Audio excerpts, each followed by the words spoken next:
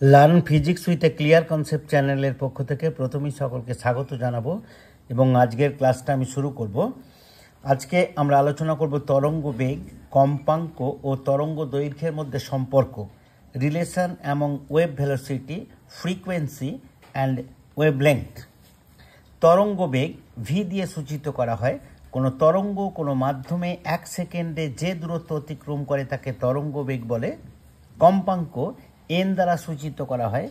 মাধ্যমের মধ্যে তরঙ্গের গতিপথে অবস্থিত কোনো কম্পনশীল বস্তুকণা 1 সেকেন্ডে যতগুলি পূর্ণ কম্পন সৃষ্টি করে সেই সংখ্যাকে ওই তরঙ্গের কম্পাঙ্ক বলে। তরঙ্গ দৈর্ঘ্য একে ল্যামডা দ্বারা সূচিত করা হয়। কোনো তরঙ্গের উপর অবস্থিত পরপর দুটি সমদশা সম্পন্ন কণার মধ্যবর্তী দূরত্বকে তরঙ্গ দৈর্ঘ্য বলে।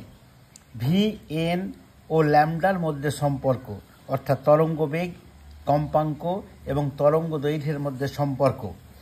তরঙ্গ বেগ ইজ ইকুয়াল টু তরঙ্গের কম্পাঙ্ক ইন্টু তরঙ্গ দৈর্ঘ্য, অর্থাৎ V is equal to N lambda.